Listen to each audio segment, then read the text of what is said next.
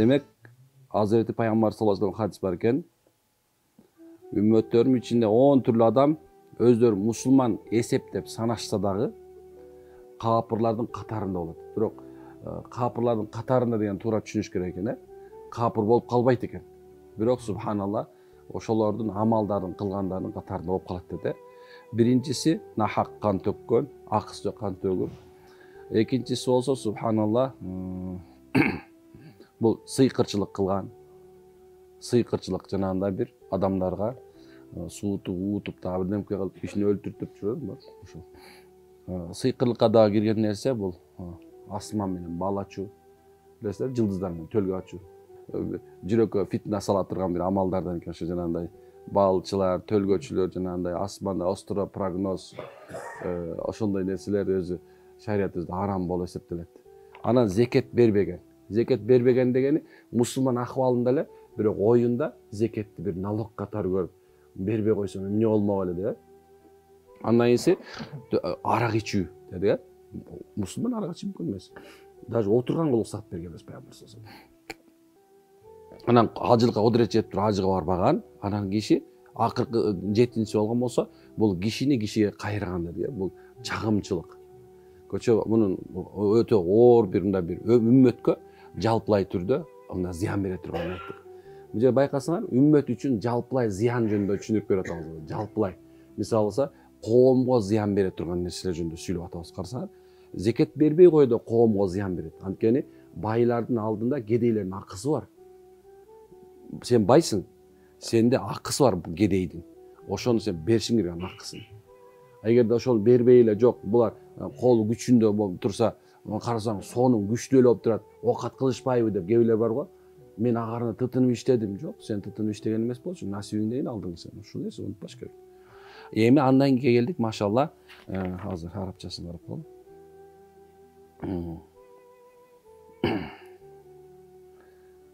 Салах мен ахли харп. Андан кийинси дейт, ахли харпка болгон. Ахли харпка мындай капыр, душман болгондорго мусулман эместерге курал сатуу дейт. Мына бул өзү негизинде исламда согуш жөнүндө көп айтылат. Бирок кайсы качан өзүңдү коргоо үчүн, мамлекетин коргоо үчүн, мисалы, сени менен мен өзүмдүн мамлекетимди коргоо үчүн ар бирибиз өзүнчө бир аскер болушубуз керек. Сен дагы, мен дагы өзү мамлекетибиз үчүн бир жоокербиз. Анткенсе биздин иманыбызда бар, алки заиф хадис болсо дагы машхур болуп эл алдында айтылып келген хадис бар. Мекенди сүйүү имандан деген. Мекенди сүйүү деген сөз ан үчүн жан берүү деген сөз да. Мен дайыма айтып берем, сыймыктанам, мисалы, үйүмдө да желегим бар, карасаң, желеги коюп алгам да минбардын жанындачы. Эмне үчүн дегенде субханалла, мен желекти ушунда мен сыймыктанам, анткенсе эмнебиз бар? Биздин желегибиз бар, гербибиз бар, мындай ченелген жерибиз бар. Машалла, ошонун үчүн каалагандай жүрүп атабыз го. Карасаң, кандай сону тилибиз бар. Бул өзү сыймык. Демек, ошол өзүңдүн мамлекеттин ушу сыймыктанып турган жериңди, элиңди, мисалы, башка бирөө басып алуу үчүн сенден курал талап кылса, сен ошону уурдап, же болбосо ошону жасап сатканың бул арам эле иш болуп эсептелет. Дурусбу? Пайгамбар саллаллаху алейхи вассалам заманында качан аң согушунда сахабалар ушундай бир аң согушунду көчөн Меккеде жүргөндө, Мединада көрдүк. Ошо кандай казылган. Ошол жолу салып салган үчүн, бирок ошондон аттар секирип өтө албайт эле, кишилер түшсө кайра чыга албайт экен да, аң ушундай болгон. Ал жерден 3 вахи, пайгамбар саллаллаху алейхи вассаламга 3 өзгөчө бир вахи, мына Куран аяттан өзгөчө бир муъжиза болгон нерселер түшкөн. Бул өзүнчө тема. Бирок айтайын деген душмандардын баарын ошентип тозуп аткан мезгилде биякта эле бир уруу эмне кылды? Бир ошолдор Меккенин мушриктери менен сүйлөшө койду дагы, Мединалыктарды сатып салды. Аллах алардын жазасы ушундай кылды. Алар Меккенин мушриктери дагы жеңилди Аллахтын каалоосу менен. Алла шамал жиберди, суук жиберди, алардын палаткасын ыргытты, алардын жанакындай бир коюп койгон казандарын омкорду. Аны акырында алар коркушту, жок деди. Булар биз минте ала албайбыз, булардын жардамы башка жактан келип атат деди дагы. Алар кайтышты. Мына Аллах таала жеңди аларды, карасаң, Алла жеңди. Эми кайра баягы ошол мындай договор кылып, ошо мамлекетти коргоп калалы, исламды коргоп калалы деп аткан адамдарга сатып ийген үчүн Алла таала алардын аларды багынан дагы, үйүнөн дагы, жеринен да айырылды дагы, аларды пайгамбарыбыз эмне кылып салды? Кубалап салды ал жерде. Ушундай нерсе. Ар бир эле бир мамлекетине негизи эле керек болсочу кошунаңа дагы зыян тилебешиң керек. Билесиңер ушуну. Алла Таала Куранда айткандай, алар үй эмеректерин аяшат дейт. Кимдерден аяшат десе, тууганынан. Көбүнчө тууган ким болот бизге? Кошуналарда турабы? Кыргыздарда сөз бар. Алыскы туугандан жакын кошуна деген да. Алыскы туугандан жакын кошуна. Дагы бир эмеде болсо айтылат, үй албагыла дейт, кошуна сатып алгыла дейт. Көрдүңбү кандай нерсе? Демек сен могу чин турса, келеген ушундай сен ошолорду көздөй, аны сатып сен өзүнүн пайдаң үчүн, мисалы алса пайдаң үчүн сен саттың. Ошондо бирок сен башка бир мамлекет сени басып алды. Басып алды дагы, анан сен ошол өзүң таптың акча, ошолорго саткансың курал жаракты. Эми сени басып алды, сен эми качтың башка мамлекетке. Тили бөлөк, жери бөлөк, суусу бөлөк жерге барып, сен ошо акчаң менен бактылуу болом деп атасың. Чын-чын мындай акылга салып көрүш керек, туурабы? Демек, субхан бул пайгамбар бек айткан эмес. Башка бир адамга, ахли харпка, капыр, душман болгондорго курал сатуу бул жакшы нерсе эмес. Бул мусулман болсоң дагы бир өзүң элиңе чыккынчылык, диниңе чыккынчылык, субханалла. Туурабы? Мен дайым айтам да, мусулман бул өзү амри минкум дейт алды. Амри минкум деп силердин араңарда тандалгандарга деген сөз да. Малымдар айтат, бул эмеде, бул аяттын негизги тафсири эмнеге ушу муфтилерге, ошо мындай айтканда муштахиттер болгон, мисалы алса, мазхабтарга баш ийүү, мазхаб башчылары баш ийүү деп айтат. Таклид шахсия деп, мисалы таклид болуп, аркасына ээрчүү деп айтат.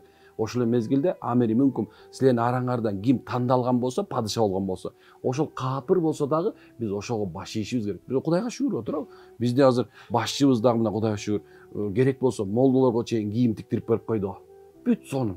Эми ушул жерде азыр сен динибизди кордоп атат, деп атат деп, сен ушу курал сатып, жок мен ислам мамлекети кылам десең, анда сен адаштың. Ушуну унутпаш керек, субханалла. Ар бир нерсенин кадыры бар. Ар бир нерсенин кадыры бар. Ошол кадыр, субханалла, мына колубузда. Тагдыр өзүнүн колунда дейт. Бизде да гимнибизде да ушундай, билесиңерби? Гимнде да ушундайбы? Тагдырың өзүнүн колуңда ырдайбызбы? Монталып айтасың да, тагдырың өзүнүн колуңда ырдайсың. Демек, субхана мамлекетти эмне кылышыбыз керек экен? Азуу тишибиз менен коргошубуз керек. Азуу тишиң менен тиштеп алып туруп коргошуң керек. Ар бириңердин үйүндө желек болсун. Желек алганда да кымбатын алгыла. Мында 1,5 миңден өйдөсүн алсаңар, мында жакшы мында эме болсун. Муну Бабанов таратканда ошондо алып алганда көчөдө калып калыптыр акшым. Аябай ыза болдум да ошону алып алганда. Өзү ушундай нерсе. Эгерде сен кичинекей эле нерсе мындай кошунаңанчы, мындай бир мындай кошунаң, момундай жер тозуп алды да, сенден бир 20 сантиметр. Сен аны сотко бересиң. Аны менен мушташасың, кырылышасың. Бирок субханалла, эми мамлекетиң ушундай чоң деңгээлде болгон ушундай бир желегин көчөгө таштап коюп басып жүрө берсең, сен толкун десең, туурабы? Демек, биз кандай эле ушундай бир кичинекей ала кандай жерди дагы субханалла коргошубуз керек. Душманга бербешибиз керек. Түшүнүктүбү? Биз ушундай дух менен чоңойгонбуз. Капырлардын бириси качан мусулмандар жок кылабыз деп чогулуп келген мезгилде, алар биринчи кимге кол салабыз деп карашат экен.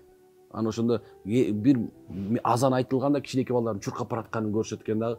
Каяка баратасың десе, байке азан айтылып атпайбы, мечитке баратабыз дегенде, бай экен, жок деген экен.